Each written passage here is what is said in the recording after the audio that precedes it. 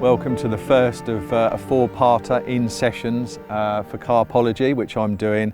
And the first one, you join me right in the swelter of midsummer in Northamptonshire, up at my current venue, which is Grendon Lakes.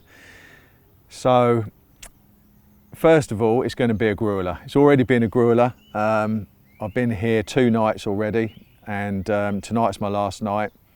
No fish have come out my way. In fact, nothing's been caught out of the lake. And it's 30 odd degrees.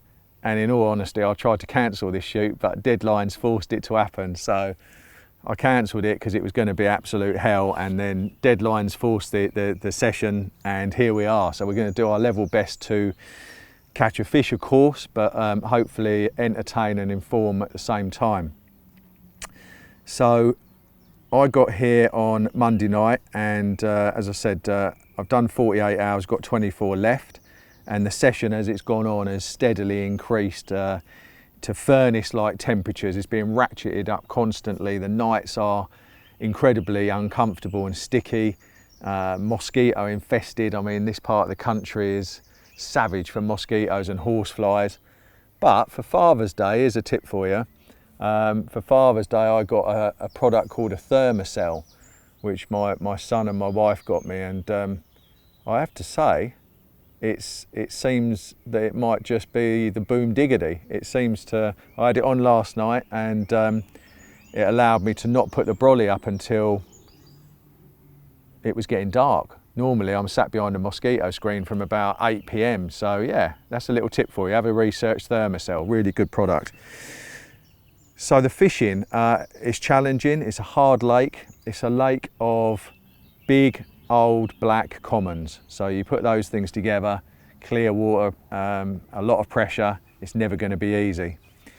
The jewel in the crown is a fish called 𝗙𝗵𝗿𝗆, which is topped out at mid-50, an incredible looking carp, and he's backed up by a lot of other fish, a few of which are over 45 pound as well, and they're all commons. So it's got a remarkable stock. It's been around on my radar for a long, long time. I had my name down for a long time. Finally, it came up this year. So it's been very kind to me so far. I managed to catch a few. This is my 6th trip, and I'm really enjoying it. So the start of this session obviously didn't coincide with the cameras and you guys getting to see the start of the session because of the way it panned out. But that was at the opposite end of the lake, and I managed to get on fish for the first night. Didn't get a bite. The priority with any hard water fishing, any fishing at all, is obviously just to get on them. And on hard lakes, being on them is not always enough. But if you get on them every time, eventually it becomes enough. You've got to sometimes just wear them down into submission and just keep putting it in front of them. If you don't get on them, then that ain't going to happen. So first night I was on fish, and nothing happened, and then the fish moved sometime during the night. Didn't see them again. And then yesterday I spent all day looking, and I found only a few fish up this arm. I mean, bearing in mind there's probably 40 fish to go out or so. Haven't seen a big group of them anywhere, but there was half a dozen up here. It was the only place I saw any group of fish, and a couple of them were very big. So on that I moved round and got myself up here yesterday late afternoon. That was a sweaty old job, I can tell you. I mean, it's nice because on here you've got the van, you can park behind your swims, but it's so swelteringly hot inside the van, inside the bivvy. This swim itself is just an absolute, it's like centre court at Wimbledon. You know, it's relentless sunshine. It's a proper oven. Actually, I've got a tiny bit of shade here, but that's going to go in about, do me crocodile Dundee. It's going to go in 17 minutes, and then we'll be in the blast furnace again. So I'll talk to you a little bit, explain a little bit about my fishing and my tactics, just briefly. So I'm fishing most of them sort of over halfway across, and I'm just fishing for a bite. And the baiting application and strategy is geared entirely around just trying to get a bite. And that really is, I might go into that more in depth as we go through the session, but just worry about catching your first fish, you know. So I've baited sparingly, a little bit of krill active, tiny little bags, and I've put a couple of little bags out with little stones in as well. And that's it. The 3 rods are set. They've been set since yesterday evening. As I said, there was a couple of fish in here yesterday evening. Then they seemed to leave through the night.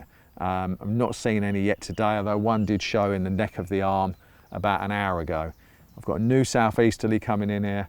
We've got sunshine all day. If they're going to turn up anywhere, then I think this could be the zone.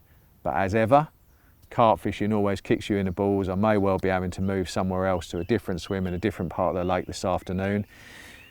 For now, we're going to sit tight, keep the Polaroids on, keep looking, keep watching, and see what the lake tells us.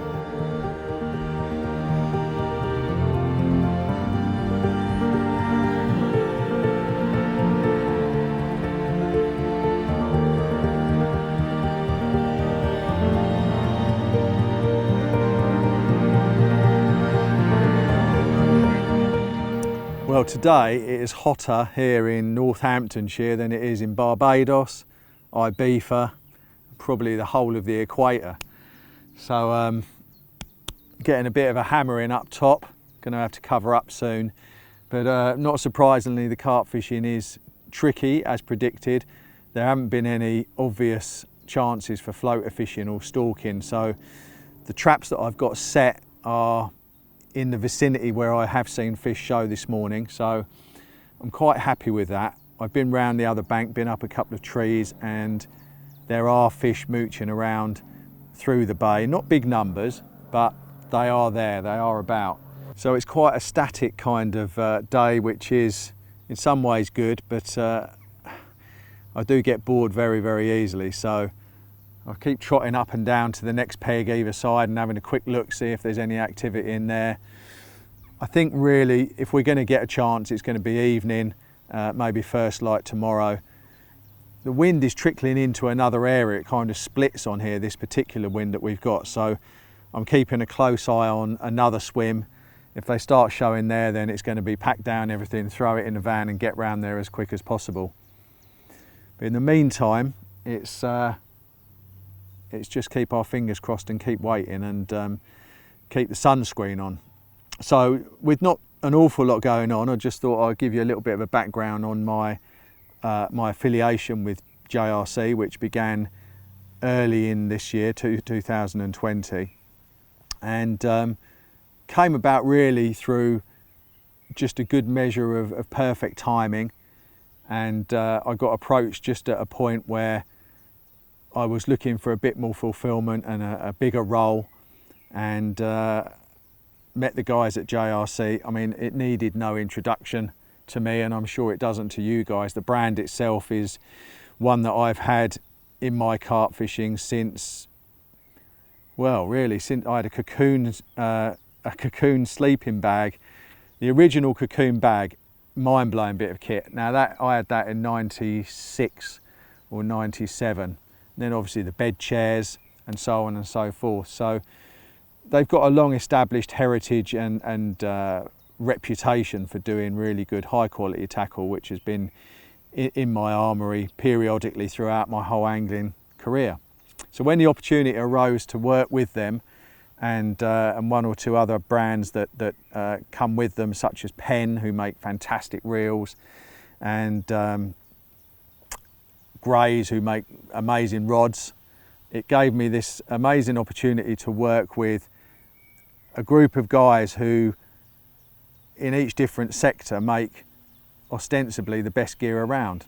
Like the air curve rods, I had no idea how good the Grays rods were. They've been around for a very long time and a lot of my mates use them, and I was very, very pleasantly surprised when I picked up the air curves and used a set for the first time, and also the accelerates, which I'm using on this session, which is a stouter, beefier kind of rod. Really nice blanks. So coupled those with the Penn Affinity reels, and I haven't really used anything else. I use the air curves a bit for close in boilie fishing, but for here where there's a bit of weed and very, very big fish, I'm using the 3.5 pound accelerates. Very, very impressive blanks, and getting on well with them. There's been quite a few products actually that have really caught my eye that I haven't got hold of and then told you guys about, because as you'll know, if you've been kind enough to take any interest in the stuff that I put out, I do like to give things a bit of a test before I tell you to spend your hard-earned money on them, or suggest that you spend your hard-earned cash on them. So I know that a lot of you guys kindly trust me, so it's important to me that I use gear, and you know, so not all gear suits everybody, and there are things in the range that suit my angling perfectly, and I've used and abused a bit. Even though we had the period of lockdown, I managed to fish from Christmas up until lockdown, and then since then I've been back out regularly doing it. So now it's getting towards the end of June, and I can have a brief period of reflection on some key bits of kit which have really impressed me. I would have to say that although the reputation for bivvies and brollies and shelters is phenomenal, and I've been using the 2G Stealth Classic brolly system for the last few trips, really pleased with it. I haven't used a brolly setup for a long time, but that's a real darling of a setup, and it's easy on the eye, and yeah, really impressed with that. But I have to say, the bit of kit that has really blown me away, that I have only seen recently, and I'm going to mention it to you now because I'm using it now on the first session, so I'm going to give you my first impressions. But it's called the EZ Winder. Now this bivvy, from when you take it out of the bag to when you've got it up and pegged out, is less than 30 seconds. It's absolutely remarkable. I can't believe how good it is. One of the brains behind the product is 𝗵𝗲𝗿𝗄, who's been around the carp fishing game for a long time. Very smart, clever guy, and Matt has had a lot of input into the design, and it's sat behind me. We can have a look later, but you turn the handle. This ain't a wind up, by the way. You turn the handle 15 times and bang, your bivvy's up.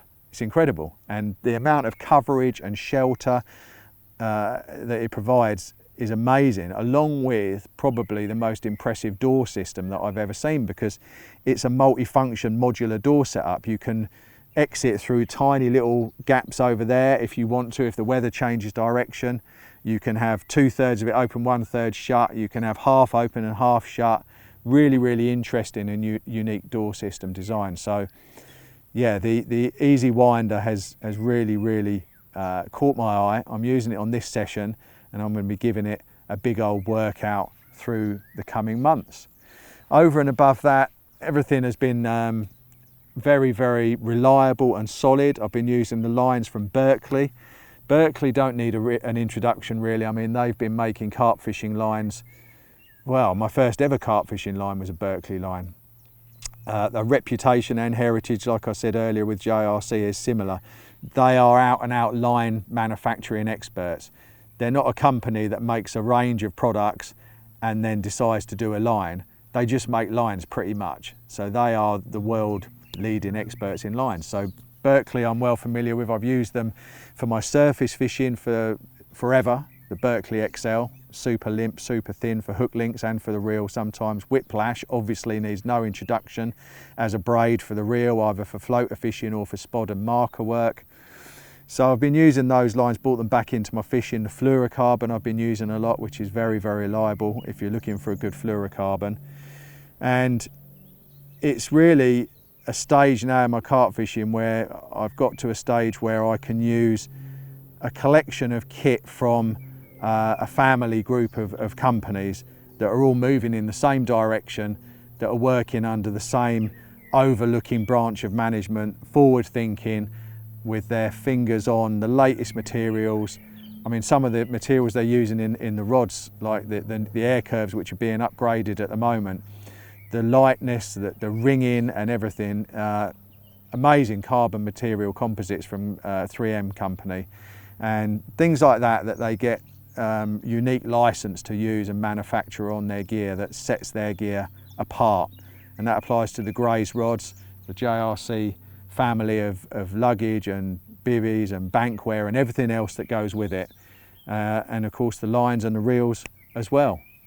So that's just a little overview. It was the perfect timing for me to collude with JRC, and I'm delighted to be working with them. I get a good insight into product development, so I've got a long history of that within the angling industry. So the guys are utilising some of that experience, so I'm helping to tailor things and get them onto market that are going to be perfect for you guys watching this to use in your carp fishing. So lots of exciting things to come.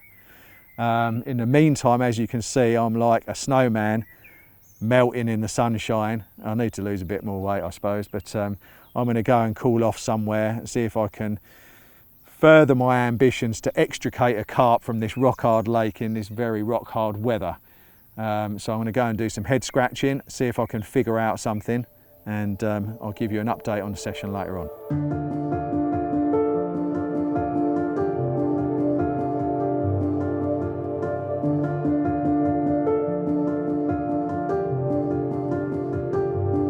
So the day is drawing to a close, and finally the blast furnace has been returned from probably 30 odd degrees to a more comfortable 27 or 28. So the sun's just gone behind the trees now and it's given us a bit of shade, which is a merciful respite really. It was relentless today, and it's been a slightly frustrating day, a lot of leg work because I'm fishing across to another bank, and it's necessitated a lot of trips round there, a lot of leg work to go, climb the trees, see what's about, come back.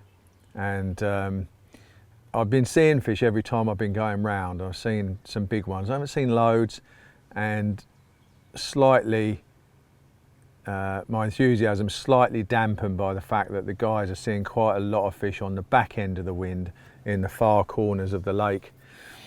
So although it looks prime in here, and I have got fish visiting, they're not in huge numbers, but you know, if we get there's probably enough to elicit a response. I get the feeling, you know, on tricky lakes you sometimes need them to feel confidence in numbers, and you need a few in an area for something to happen. I'm not sure I've got enough, maybe a dozen fish in the area, but a couple of them are clearly in the 40-pound class. I mean, so we can dare to dream, can't we? So I've redone one of the rods, which went in nice and quiet with just one cast. The other two have remained in situ since this morning. We've got planes going over, and we've had water ski boats going by on the other lake behind here, and to be honest, the thought of water skiing, that would have been quite nice today. But yeah, I've just put the trousers back on because the mozzies are coming out and evening is here. No need to do anything. It's just a matter of all three traps are set perfectly, as good as I can do them, lightly baited, just fishing for one bite, just fishing for one opportunity, one chance, one fish. And I've seen fish very, very close to all three of those traps in the last few hours. So yeah, I wouldn't say I'm really, there's been a lot of sessions where I felt a lot more confident, but you know, it only takes a moment. And just before we filmed this section, a fish just slid out up to its gills right next to the left-hand trap over there. So yeah, let's hope the carp gods shine on us. I don't really know what to expect. I've got a little bit of confidence, not as much as I normally have, but we're going to cook some dinner, see what the night brings, and if I don't see you before, I'll give you an update in the morning.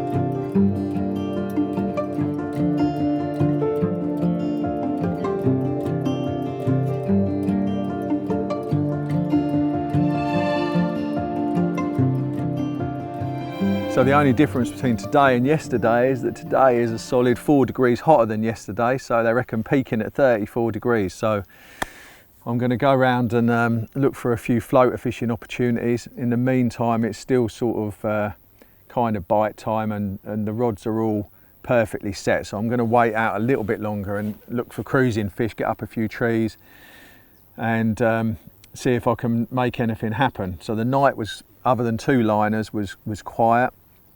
Really sticky, sultry, one of those horrible nights really. You just want to get in the bag to sleep really well, but it was so hot I couldn't get in the bag, so as a result it was a very restless night, hardly any sleep. Didn't see any fish after it got dark. There were a couple rolling around on dark, and it did look good for a bite for a period of time, but it wasn't to be. And like I said yesterday, sometimes on hard lakes, being on them and fishing well isn't always enough. It's like a paradox you get with really hard lakes, and sometimes maybe if you didn't have that experience, you might come away from it and think there's something wrong with your rig or something wrong with your bait. And it's not always the case. Sometimes with hard lakes, they will ignore bait most of the time, and you just have to relentlessly keep on putting yourself in the right spot, putting it in front of them, rinse and repeat every time. And it's like battering them into submission, you know. If you keep putting that bait under that big fish's nose as often as you can, then you wear them down almost, you know, and you will get that opportunity. But yeah, I think it's important to point out that having everything right and everything seemingly perfect isn't always enough. You know, these fish have got a lake that's full of natural food. There was someone in this swim before me, so there could be a lot of bait out there as well. I haven't put in much at all, but that was prudent, I think. So it's a hard one to call, but I think it's important to show the reality of carp fishing. You know, I mean, whenever I've done magazine features in the past, all filming, and there hasn't been a fish, and the people filming it or doing the pictures have said, do you want to come and do a reshoot? I've always said, no, this is the reality of carp fishing, you know. We all blank sometimes, and I think talking to the general public on my social media, a lot of people have this perception that people who are in the media a lot catch fish all the time, and it's certainly not true in my case. And mates of mine, you know, whether it's Darryl Peck or Terry and whoever, you know, they all go through blanks. It's part of carp fishing. So don't lose faith in your own fishing if it's not happening for you. Just try hard as you can to get on the fish as regularly as you can, and then fish as well as you can. And if you keep doing that, it sounds very simplistic, but you can appreciate that if you are on the fish or near to the fish every time you go fishing, as near as damn it, and you're fishing well, just by doing that, it sounds those words are very simplistic, but by doing that, your catch rate will start to go up an exponential curve. So we're going to wait out the next couple of hours with the rods on the deck, see if anything occurs. And as I said, I'm going to be down the bank a bit, left and right, looking for any opportunities of fishing close, which seem to be quite hard to come by on this lake. I'm not sure why that is. They do seem to be more open water fish, but anyway, I'm going to carry on working it. I can't have a cup of tea because the milk's gone off. I don't think I've got any lunch because the chicken's gone off. So I'll probably be eating nuts and berries and living like a caveman, badly in need of a shower as well. So it's going to be a hard few hours. The sun is just swinging round. This bit of shade that I'm in is about to disappear for the entirety of the rest of the session till we leave. So it's going to be hard, but we're in with a shout. Everything's perfect. I'm sure there's still a couple of fish in the area. Let's see what happens.